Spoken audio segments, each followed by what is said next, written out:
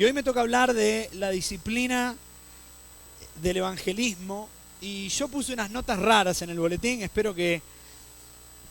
Sé que la mayoría no las lee, pero puse unas notas distintas a lo que normalmente pongo. ¿Sabe? Y quiero que lo piense conmigo. En los últimos 2 años, hemos predicado un montón de veces en cuanto al evangelio y el evangelismo. De hecho, a mí personalmente, en días domingos, me ha tocado 8 veces hablar en cuanto al evangelio o el evangelismo. Hoy sería la 9ª y las próximas 3 prédicas que tengo por delante también me toca el mismo tema. Y claro, cuando lo vi dije en un momento, bueno, primero sé cuáles son esos mensajes porque los escuché, porque dije, no quiero volver a predicar del mismo pasaje. Entonces me puse ahí a revisar todos los mensajes que yo había predicado en cuanto al evangelio o el evangelismo aquí en la iglesia y no los escuché completos, pero escuché una partecita. Vi cuántos más otros habían predicado también. Cuántas veces hemos predicado en los ministerios en cuanto a evangelismo y cuánto más tenemos por delante. Y me viene a la mente una pregunta muy sencilla. ¿Qué cambió? Si hemos predicado tanto en cuanto al evangelio, en cuanto al evangelismo, en este lugar, ¿qué ha cambiado?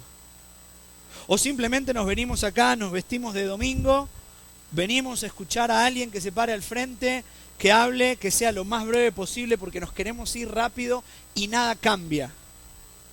Mire, yo voy a hacer algo que no sé si es políticamente correcto, pero como usted sabe, hay muchas cosas que no le pongo tanto coco, no me importa. Si usted aceptó a Cristo en el último año, quiero que levante la mano. Si usted aceptó a Cristo en el último año, levante su mano en alto. Te dije que te iba a hacer levantar la mano, ¿viste? Muy bien, Alejandro, ¿puedes bajar tu mano? Él aceptó a Cristo en octubre, 29, ¿verdad? Muy bien, ¿quién más? Majo, ¿más o menos en qué mes aceptaste a Cristo? A principio del año pasado, más o menos, como por marzo, algo así. 2 personas, ¿alguien más? ¿Sabe cuántas veces predicamos el año pasado en cuanto al evangelismo y el evangelio? 14 veces. A ver, que tengamos solo 2 personas que hayan conocido a Cristo durante el año pasado no quiere decir que no hayamos predicado, pero muestra algo. Si yo quisiera realmente armar un revuelo, pediría que levante la mano la gente que empezó a asistir a esta iglesia durante el último año. Y a ver cuánta gente nueva hay en la iglesia y cuántos pocos creyentes nuevos hay en la iglesia. Ahora, como le digo, tal vez no es símbolo de nada, pero yo creo que evidentemente podemos seguir predicando el evangelio, pero hasta que nosotros no tomemos una decisión personal de cambiar y que una prédica de un domingo no sea solo una prédica, sino que realmente entendamos que Dios nos habla a través de su palabra y tomar decisiones que transformen la vida, vamos a seguir igual. Vamos a seguir igual. Si no estoy mal, coincide que conozco a las 2 personas que aceptaron a Cristo. Majo, corregime si me equivoco, aceptaste a Cristo en un culto, ¿verdad? Aquí. ¿Sí? Ale aceptó a Cristo el 29 de octubre, también aquí, pero no durante un culto. Nadie más. Según el boletín que recibí hoy, el domingo pasado hubo en esta iglesia un promedio de 268 personas. Le voy a decir qué es lo que yo no creo, y no lo quiero acusar a nadie de nadie. Yo no creo que si 268 personas predican el evangelio por lo menos una vez a la semana, aquí haya solo 2 creyentes nuevos. No lo creo. No creo que sea Dios el que no obre. Creo que nosotros hemos dejado de predicar el evangelio. Y seguimos predicando el domingo en cuanto al evangelismo, seguimos dando talleres en cuanto al evangelismo, hablamos de las disciplinas en cuanto a predicar el evangelio, y ¿sabe qué pasa? Absolutamente nada. Y yo me voy a tomar una atribución de la cual por ahí después de esto soy echado. Así es la vida. Si usted viene a la iglesia para calentar una banca y no le interesa realmente lo que la palabra de Dios dice, y viene aquí solo por venir, examínese y tome una decisión, hermano.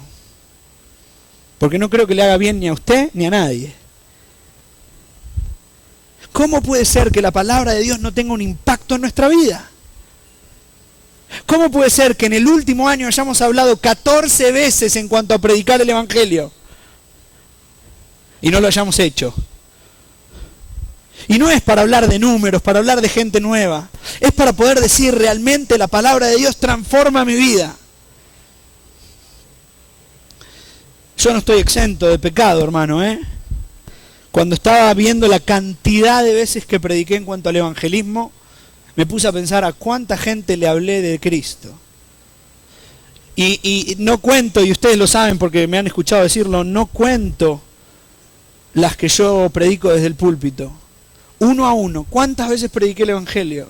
Y créame, podría haberlo hecho muchas más. Muchas más. Y estamos mal, hermano. Estamos mal. Y no podemos entrar a hablar de la disciplina de predicar el Evangelio sin entender que estamos mal. Hoy hablábamos en el taller de evangelismo y decíamos, si una persona no entiende que es un pecador, no le puedo seguir predicando el Evangelio porque no necesita ser salvo de nada. Si usted y yo no entendemos que estamos mal, en pecado por no predicar el Evangelio, no podemos seguir.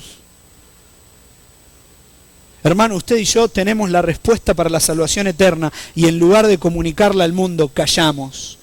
Por lo que la razón que usted quiera, por temor, por tiempo, por vagancia, por lo que sea, pero callamos. Y la gente se está perdiendo en este mundo y no hacemos nada. Predicamos los domingos al respecto y acallamos nuestra conciencia. No es suficiente. Y no puedo entrar a hablar de las disciplinas del evangelismo si no nos damos cuenta que estamos mal.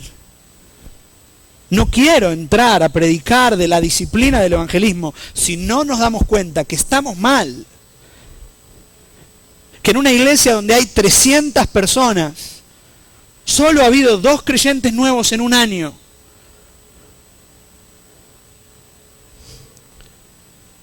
Y estoy seguro que la cantidad de creyentes nuevos no refleja cuánto les hemos predicado el Evangelio. Aquí faltan niños, faltan los hermanos de Explosión de Amor.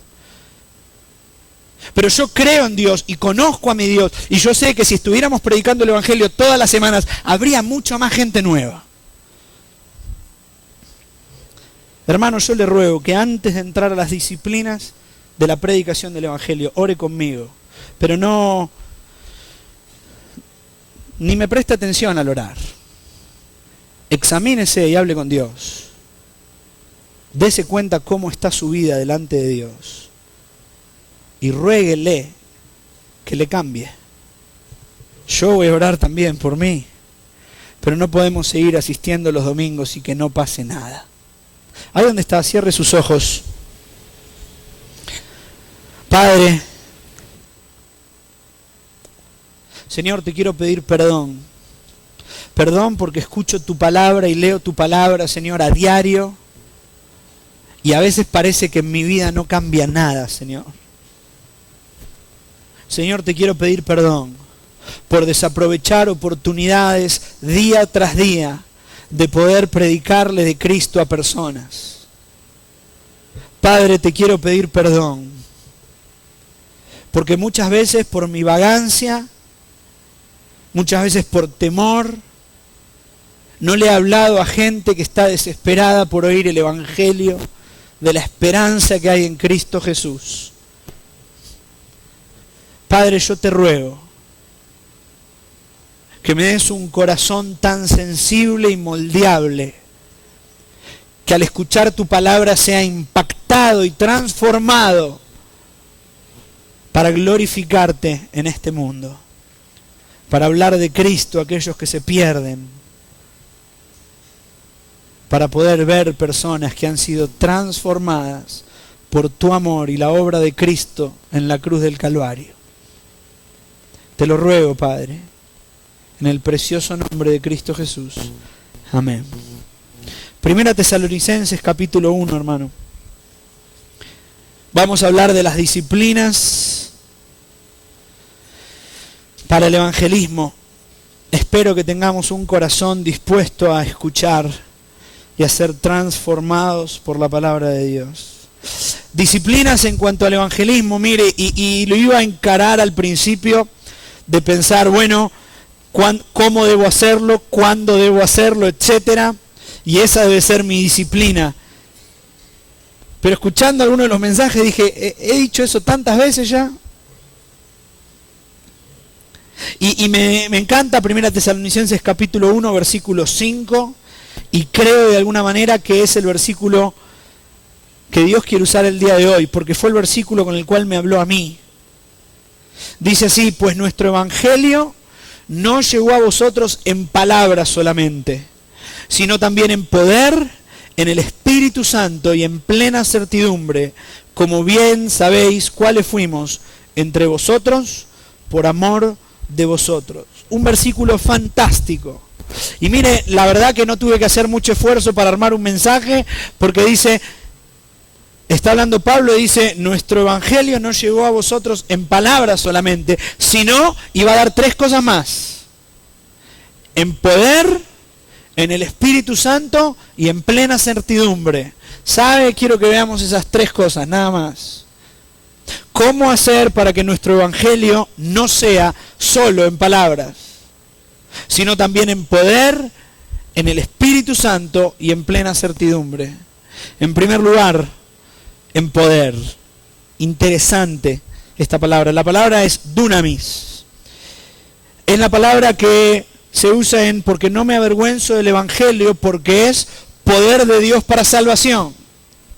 Es comprender cuál es la trascendencia del evangelio. Mire, si uno lo pudiera evaluar de una manera calculadora y entender el impacto del evangelio, que a través de una simple predicación que puede durar un minuto, y en la cual usted puede decir que somos pecadores, que no hay obras que podamos hacer, lo que hizo Jesucristo en la cruz, su resurrección y la decisión que tenemos por delante, en un minuto usted puede ser parte de la transformación de la eternidad de una persona. Una persona condenada que se va al infierno, que está perdida, enemistada con Dios, destinada a pasar una eternidad de sufrimiento. Por la gracia y misericordia de Dios y su predicación, en un minuto puede pasar de esa condenación eterna a tener comunión con Dios, entrada libre al trono de la gracia y una eternidad con el Padre Celestial. Si eso no lo asombra y no es increíble, yo no sé qué lo asombra. A mí me da risa mi hijo porque yo agarro una moneda así con 2 dedos y hago como que la agarro con esta mano y la guardo acá, ¿vale? Le digo, soplá, no está. Claro, es un nene de 2 años, ¿verdad? Ya en 2, 3 años más va a decir, papá, la tenés en la otra mano. Y ahí es cuando yo voy a hacer el truco que desaparezca de la otra mano. Desapareció. ¿No lo sorprende que el evangelio tenga el poder para transformar una vida? ¿Es consciente de el poder del cual somos parte a través de la predicación del evangelio? Mire, amo Hechos capítulo 4. Acompáñeme, o no, yo lo leo. Hechos capítulo 4, ¿recuerda? Es un pasaje que he citado muchas veces. Hechos capítulo 4, versículo 13. Entonces, viendo el denuedo de Pedro y Juan, y sabiendo que eran hombres sin letras y del vulgo, se maravillaban y les reconocían que habían estado con Jesús. Siendo hombres sin letras y del vulgo. Ahí había 2 hombres en los cuales uno dice, bueno, académicamente no hay nada, pero predican con una pasión que maravillan a todos. Hace unos días estuve en una reunión con unos pastores y hubo un pastor que me hizo enojar. Le voy a decir por qué. Estábamos hablando con unos pastores de una zona y dijo así, ¿sabe qué pasa, hermano? A nuestra iglesia solo invitamos cierto tipo de predicador. Invitamos predicadores buenos. Invitamos predicadores que estén preparados. Y usó esta frase. No invitamos predicadores de parque o de bus. Siguió durante un minuto más hablando y me dijo luego, mira hermano, y nos gustaría invitarlo a predicar a usted. La ironía tomó posesión de mi cuerpo, ¿verdad? No, hermano, ¿sabe qué pasa? Ese día tengo que ir a predicar a un bus. Mire, tal vez los que están en la plaza gritando con un megáfono no tengan ningún estudio teológico, pero tienen una pasión de entender que el Evangelio puede transformar una vida, que es más valorable que cualquier título en teología. No, hermano, yo no voy a predicar a un parque, ¿sabe por qué? Porque yo estudié teología. Entonces, si quiere, puedo tener una disertación y hasta podríamos hacer un debate de las grandes verdades teológicas. Y ahí está ese muchacho o ese hombre grande con un megáfono en el parque, no lo escucha nadie, el 50% de la gente piensa que está completamente loco, gritándole a la gente que se arrepientan porque Cristo vino a este mundo a morir por su pecado. Pregúnteme cuál es más ejemplo para mí. Cristo transformó mi vida y se lo quiero gritar al mundo.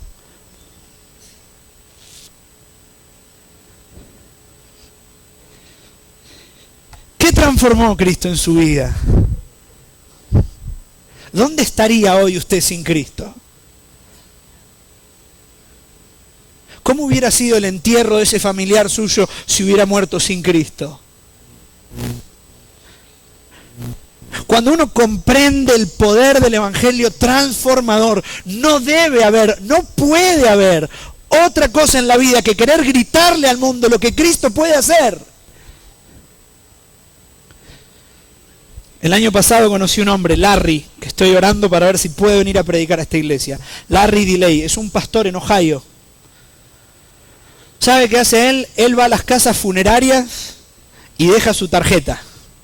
Y dice, si alguien para su funeral no tiene un pastor o alguien que venga a llevar el servicio, con mucho gusto me llama y yo vengo.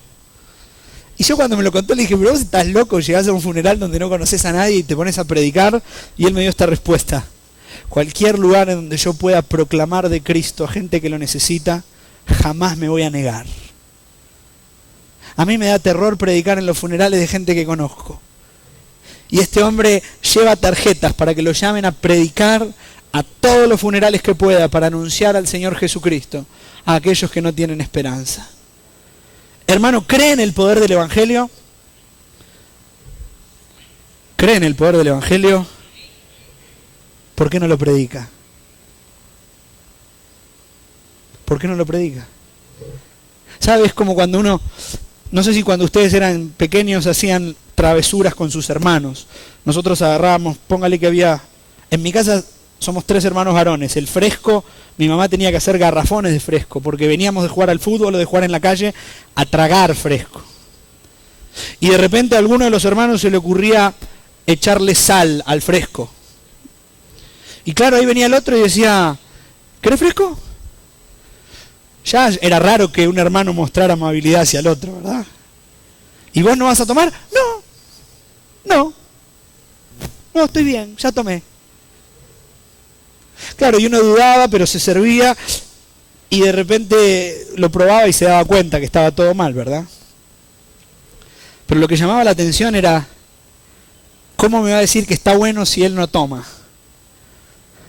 Como cuando llega a una casa y hay un pastel y dicen, ¿querés una porción? Está riquísimo. Ah, ¿lo probaste? No. ¿Y cómo sabe que está riquísimo? Si está riquísimo quedaría solo un pedacito y probablemente no me lo ofrecerías.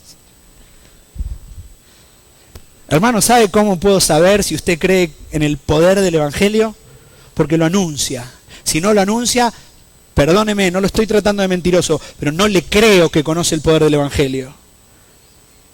Porque es imposible conocer el poder transformador de Cristo en la cruz del Calvario y Él siendo resucitado y no anunciarlo a un mundo perdido.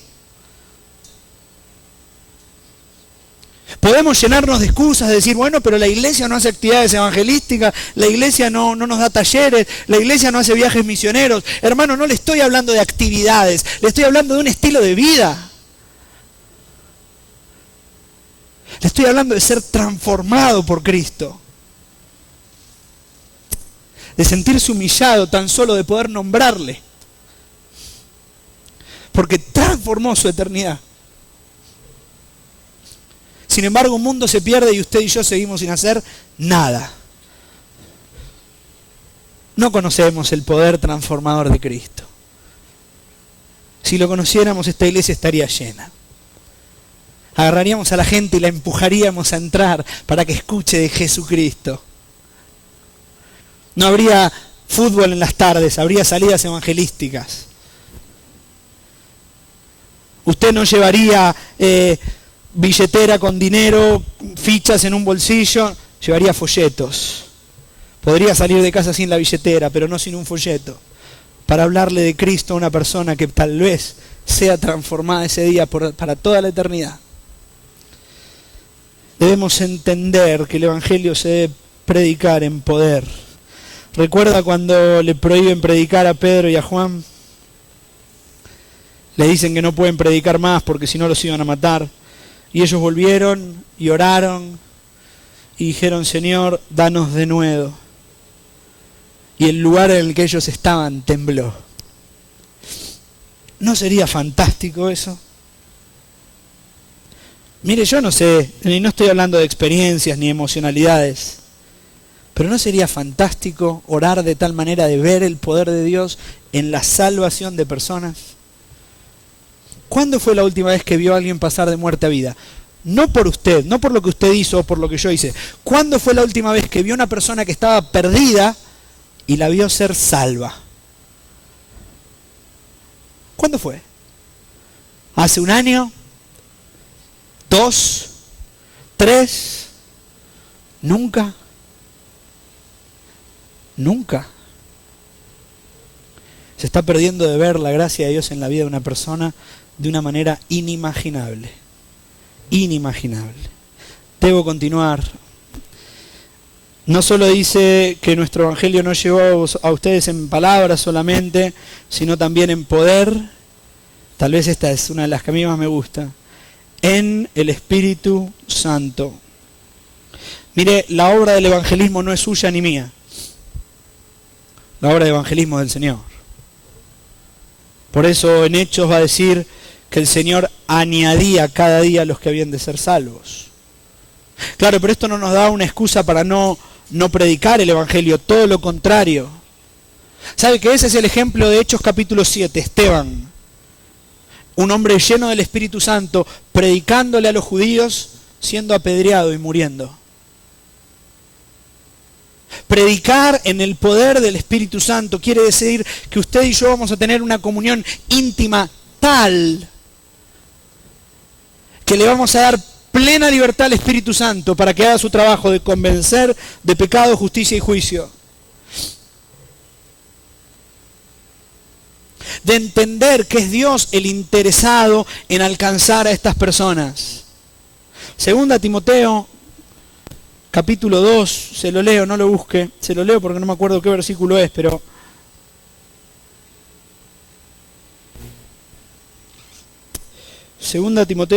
Primera Timoteo. Tengo otro acá que es Segunda Pedro, pero Primera Timoteo capítulo 2, versículo 3 y 4. Porque esto es bueno y agradable delante de Dios nuestro Salvador. Versículo 4. El cual quiere que todos los hombres sean salvos y vengan al conocimiento de la verdad. Este sí lo tengo, Segunda Pedro 3:9. Dice así: el Señor no retarda su promesa, según algunos la tienen por tardanza, sino que es paciente para con nosotros, no queriendo que ninguno perezca, sino que todos procedan al arrepentimiento. Mire, más claro imposible. Dios quiere que todos los hombres sean salvos. Ese es su deseo. El deseo de Él es que los hombres lleguen al arrepentimiento de sus pecados y comprendan el amor de Cristo en la cruz del Calvario y puedan ser salvos. ¿Y usted entiende ese deseo? ¿Usted entiende que eso es lo que Dios anhela? Y creo que la pregunta más difícil de todas es: ¿anhela usted lo mismo que Dios? Dios desea que todos los hombres sean salvos. ¿Y usted? ¿Cuántos tienen familiares inconversos? Levanten la mano. Baje su mano. ¿Usted desea que esas personas sean salvas? Claro que sí, espero que sí. ¿Sabe? Cada vez que yo tengo la oportunidad de predicar el Evangelio uno a uno, siempre pienso en lo mismo. Este muchacho o esta señorita tal vez es el hijo de alguien que está orando para que él conozca a Cristo. Mi abuelo murió sin Cristo. Y para mí es una de las cosas más duras con las que he tenido que lidiar espiritualmente. En saber dónde Él está, según lo que la palabra de Dios enseña. Claro, tengo la esperanza de que tal vez a último minuto Él haya conocido a Cristo, pero por cómo vivió, por lo que siempre dijo, Él no conoció a Cristo. No quería, Él sentía que no necesitaba conocer a Cristo. Y Él murió hace más de 15 años. Y a mí ni siquiera me gusta tocar el tema, porque me mata entender la decisión que Él tomó para su vida. Y la pregunta es, ¿cómo me hubiera gustado que alguien que no sea yo, ni mi papá, ni mi hermano, le hubiera hablado a Él de Cristo? Y tal vez Él pudiera entender.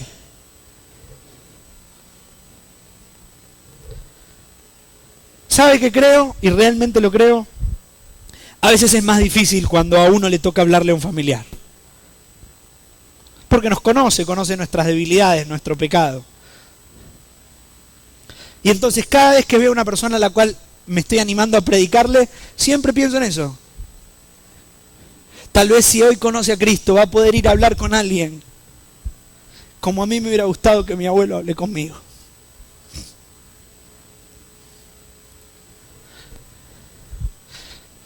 No podemos conocer el poder de Dios, estar en una comunión íntima con el Señor y no predicar el Evangelio.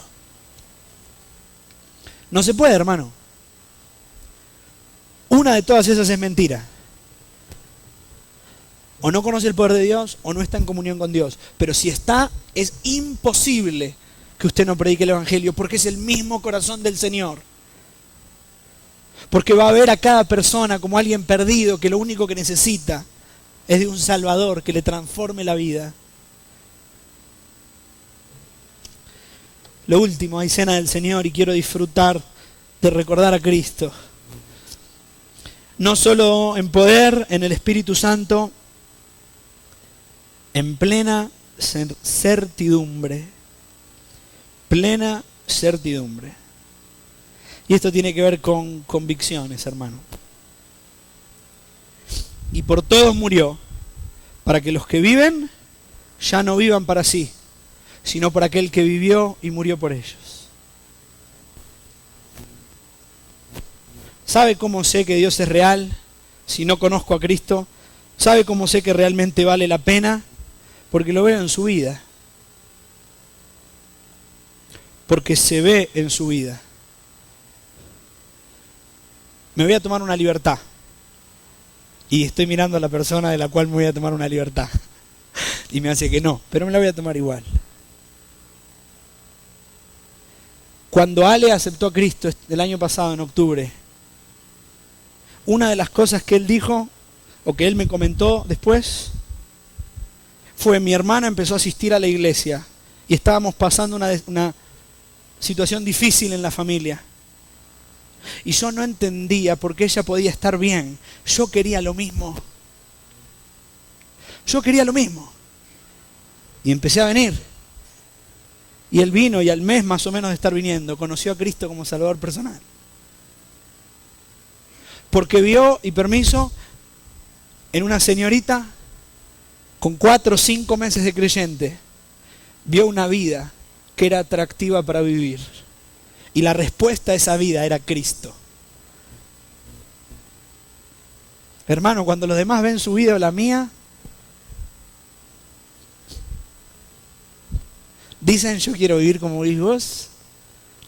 Yo quiero tener esa paz que vos tenés. ¿Cómo haces? También te falta dinero a fin de mes igual que a mí, pero tenés una paz que no entiendo. ¿Cómo haces? Tenés problemas familiares igual que yo, pero siempre estás feliz. ¿Qué tenés que no tenga yo? A Cristo. Tengo a Cristo. Hermano, cuando predicamos el Evangelio en plena certidumbre, es porque realmente creemos que Él ha transformado cada área de nuestra vida y puede hacerlo por otros. Puede transformar la vida de otros. Puede hacer una obra que cambie absolutamente todo en la vida. Todo en la vida. En un momento pensé en pedirle... Perdón, tengo una gripe terrible. Pensé en pedirle a algunos amigos que tengo acá que subieran a contar su testimonio. Pero por diferentes razones decidí no hacerlo. Pero ya a mí me encanta escuchar los testimonios de personas. Me encanta. Me encanta escuchar del poder de Dios en la vida de personas. Personas, y hoy lo decía en el taller de evangelismo, tal vez que eran adictas o que tenían problemas de vicios y Cristo vino a su vida y los transformó. Pero también personas con el caso opuesto. Personas que dicen, me crié en una familia cristiana, vine a la iglesia, a los 6 años comprendí el Evangelio y gloria a Dios estoy sirviéndole. O gloria a Dios estoy viviendo cada día disfrutando de eso. Sí, por favor, si es para mí, se lo agradezco. Gracias, muy amable. Ahora me voy a sonar los mocos en el micrófono. No. Ahí está. Hermano, cuando el Evangelio es una certidumbre en nuestra vida, la gente lo ve y quiere lo mismo. Quiere lo mismo. Yo siempre uso el mismo ejemplo, creo que lo usé en 3 mensajes de los 8 que prediqué en los últimos 2 años, pero lo voy a seguir usando. Si usted pone, y voy a usar 2 ejemplos míos para que nadie se me ofenda. Si usted pone a Tommy, a mi hijo Tomás aquí, parado, y a mi hija Zoe, ¿sí? Los 2 son guatemaltecos, pero si yo le dijera a usted, que tal vez no los conoce, solo por vista, ¿cuál piensa que es guatemalteco? Yo estoy casi seguro que el 99.9% señalaría a Tommy, porque es la representación de Semuc Champey en vida. No sé si fue una persona, pero quería buscar algún nombre autóctono. Tommy tiene todo lo que un guatemalteco típico tiene. Zoe, más o menos. Si yo pusiera a usted parado aquí y a cualquier otra persona que pasa por la calle y le preguntara a todos, solo por verlo, decime cuál es cristiano. Por eso a veces cuando la gente me pregunta o me dice, vos que trabajás con jóvenes, a ver, ¿qué tiene de malo un arete? ¿Qué tiene de malo un tatuaje? ¿Qué tiene de malo vestirme con pantalones chupines? No tiene nada de malo, hermano, no es pecado. No sé si acá se dicen chupines, son esos pantalones que son súper apretados, que a los jóvenes les encanta usar. ¿Qué tiene de malo? Nada. ¿Es pecado? No, los tatuajes no son pecado, hermano. Ráguese las vestiduras si quiere. Pero la Biblia no dice que son pecado. ¿Los aretes son pecado? No, no son pecado. Pero ¿saben qué cambia? Que si lo pongo al lado de una persona del mundo, tal vez alguno diga, ah, son lo mismo. Son lo mismo. No, porque yo me hice un tatuaje cristiano que dice acá que Cristo, no sé. Hay gente que con solo mirarlo usted se da cuenta que es diferente. Porque el Evangelio ha sido en plena certidumbre en su vida. Ha sido una convicción de vida. Por eso Pablo dice esto. Recuerda, Pablo es, yo era Saulo antes, un perseguidor, y en plena certidumbre, porque mi vida fue transformada de tal manera que antes hubiera matado a cualquiera que predicara el Evangelio. Y hoy soy yo uno de los que predica el Evangelio. Solo el testimonio de vida de Pablo debería ser suficiente para escucharle. ¿Y el suyo? ¿El mío? Mira, hermano, quiero terminar con un versículo. Y ya me lo he escuchado decir varias veces y lo voy a seguir predicando. 2 Corintios capítulo 5, versículo 17. Alguien que lo lea, probablemente se lo sabe de memoria, pero alguien que lo lea fuerte, así me puedo sonar la nariz mientras tanto. Se escuchó igual, pero no importa. 2 Corintios 5, 17. Dice así: de modo que si alguno está en Cristo, nueva criatura es, las cosas viejas pasaron, he aquí todas son hechas nuevas. De modo que si alguno está en Cristo, las cosas viejas pasaron, he aquí todas son hechas nuevas. ¿Es salvo, hermano? ¿Es usted salvo? ¿Ha comprendido que usted es un pecador y que su pecado le separa de Dios? No aquí solamente. ¿Ha entendido que debe depositar la fe en aquel que es el único que tiene poder, el único medio, el único camino para limpiar ese pecado que a usted y a mí nos condena? Que Dios nos amó de tal manera que envió a su único hijo a morir por usted y por mí. Y en Él hay salvación, en su sacrificio, en su muerte, en su resurrección. ¿Ha entendido eso o todavía sigue pensando que por ser bueno, por venir a una iglesia, va a ser salvo? Hermano, yo le quiero decir algo y espero que no se me ofenda. Si usted aún no ha depositado su fe en el Señor Jesucristo como único y suficiente Salvador, y usted muere hoy al salir de este lugar, va a pasar la eternidad en el infierno. No hay ningún otro lado preparado para usted. Dios es un Dios de amor, pero Él estableció la única manera de ser salvo, y es a través de la persona de Cristo Jesús. Y la Biblia dice que si eso sucede, que si usted conoce a Cristo, su vida pasada se acabó y su vida fue hecha nueva. Y aquí viene la gran pregunta. No le estoy preguntando si es salvo o no, le estoy preguntando la consecuencia. ¿Fue su vida hecha nueva? ¿Han pasado las cosas viejas? ¿Está viviendo de una manera que refleja a Cristo? ¿Realmente Cristo lo ha transformado? Si la respuesta es no, hoy es el día en que usted puede hacerlo. No hay reuniones especiales, no hay momentos indicados.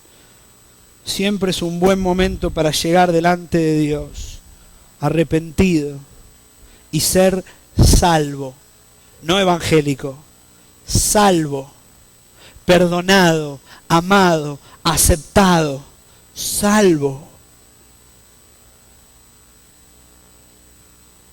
Ser transformado en cada área de su vida, porque se lo merece, no, por la gracia de Cristo. ¿Qué está esperando, amigo? ¿Qué está esperando, hermano? Para rendirse a los pies del Señor Jesucristo. Ahí donde está, quiero terminar orando. Le pido que cierre sus ojos, a todos. Y por un segundo, o por un minuto, quiero que medite en su corazón, si usted muere hoy, va al cielo. Si usted muere hoy, ¿dónde va a pasar la eternidad? Si la respuesta es no sé, o al infierno tal vez, hable con el Señor en su corazón. Y dígale, soy un pecador, con sus propias palabras, en su corazón, no con su boca. Soy un pecador. He fallado y me merezco el infierno. No hay nada que pueda hacer para cambiarlo. No hay religiones, no hay buenas obras, no hay nada.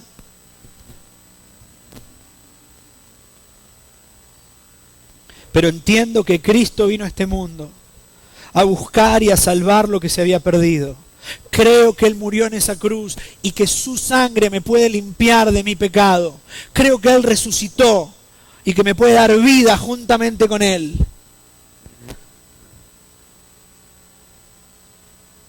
Dígale con sus palabras. recíbalo como Salvador personal. Dígale, quiero aceptar el regalo de la salvación.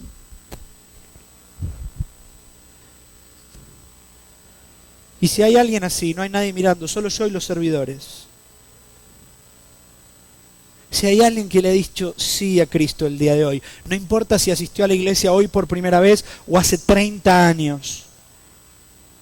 Si alguien hoy entiende la salvación y le pidió al Señor que lo salve, yo quiero orar por usted. Ahí donde está, levante y baje la mano rápidamente. ¿Alguien así? Amén, gracias a Dios. Amén. ¿Alguien más? No tenga vergüenza. Dios le ama, le está buscando. ¿Alguien más que le dice sí a Cristo? La mano no salva. De hecho, no cambia nada. Solo muestra un corazón arrepentido delante de un Dios santo. ¿Alguien más que le dice sí a Cristo? Levante su mano ahora. Amén, gracias a Dios. No dude más.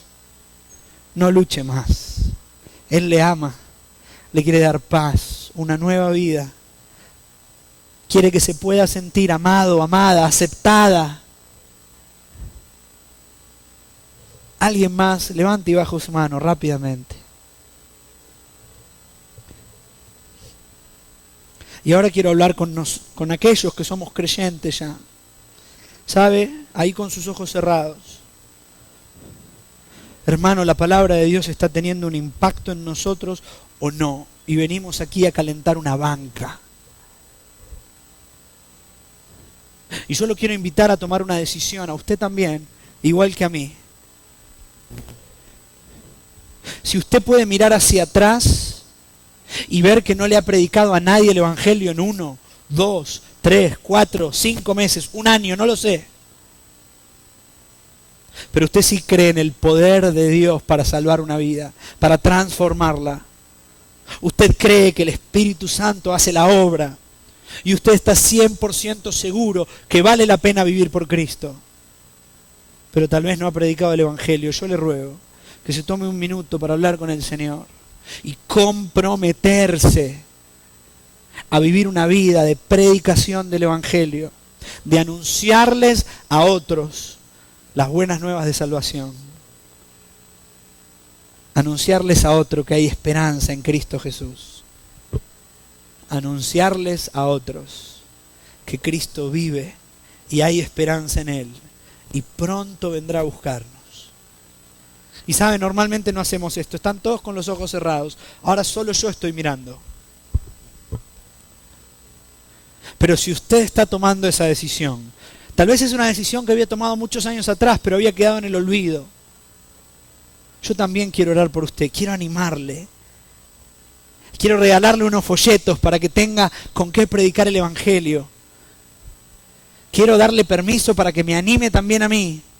Pero quiero conocerle si usted está tomando esa decisión con el Señor, de vivir una vida de predicación del Evangelio, porque vale la pena, por lo que Él hizo por nosotros. Si usted está tomando esa decisión, quiero conocerle. Ahí donde está, levante su mano y bájela rápidamente. ¿Alguien así? Amén, gracias a Dios. Amén, puede bajarla. Amén. Amén, amén. ¿Alguien más? Amén.